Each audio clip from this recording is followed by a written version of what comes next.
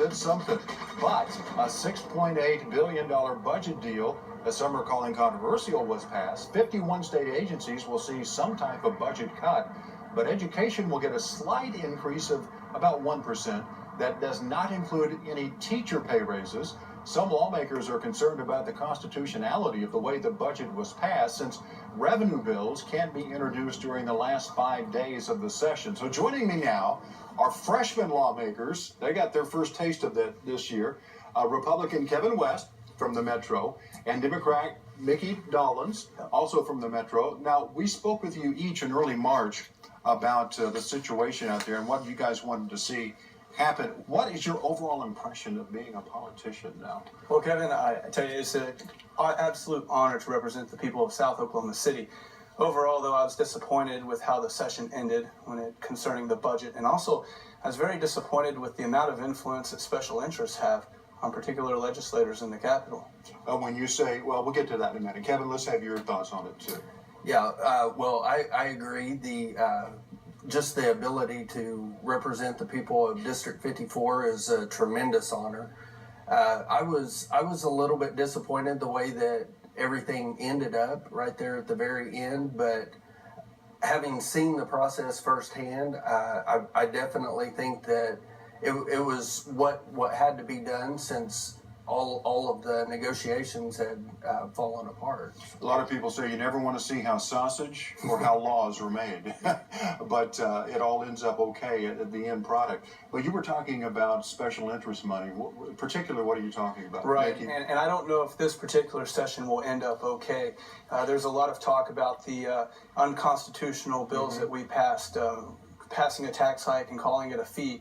There's already lawyers on that, and I'd be very surprised if we don't end up in a special session very soon. But going back to your question about special interests influencing particular legislators, for example, on the long lateral bill, we kept the votes. You're talking about the drilling. Yes, sir. We kept the votes open on that for 45 minutes until particular people could be strong-armed into flipping their votes, until eventually the oil lobbyists got what they wanted.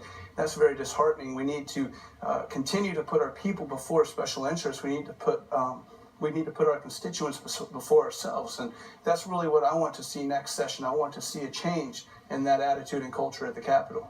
Representative West, let's get your thoughts on the attitude and culture at the Capitol. Were you surprised by it, and were you disheartened by some of it? I was definitely surprised by some of it. Some of it I pretty well expected to happen. The main thing that I really took away from all of this was that just seeing both sides of the entire issue, and some of the things like with oil and gas, it gets a lot deeper real quick than just what we've been talking about on the surface the last couple months. Of course, the oil and gas industry is the engine that drives Oklahoma's economy. Exactly. Nobody wants to harm it, that's for sure. But others have said maybe they can pay a little bit more to help with the budget deficit. Let's talk about, Mickey, you were a teacher at U.S. Grant High School, lost your job when they had to eliminate a lot of positions. Then you decided to run for the legislature to make a difference in education and education funding. Do you feel like things worked out that way for you this year? Absolutely not. That's another big disappointment. State Question 779 failed because the people of Oklahoma expected the legislators to take care of business and get the job done. Unfortunately, we came back at the end of session with a handful of regressive taxes and no teacher pay raise. Unfortunately, this is a big problem with this budget, the amount of regressive taxes, and the fact that we will probably be back in a special session because so much of our budget is contingent upon these bills that we passed that many are calling unconstitutional.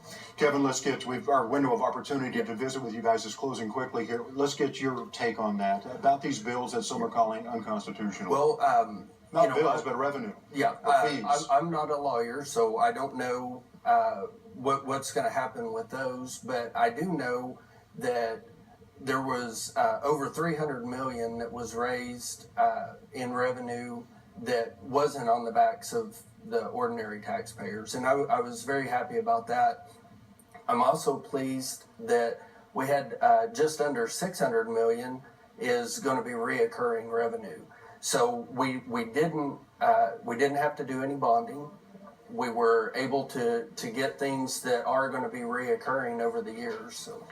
Well, we appreciate you both very much. You're going back next year. Yep. So maybe sooner if some of these bills are declared unconstitutional by Oklahoma Supreme Court or whatever, but we'll continue to watch that. Thank you both, Mickey and Kevin, for being here, and we appreciate your service to the state.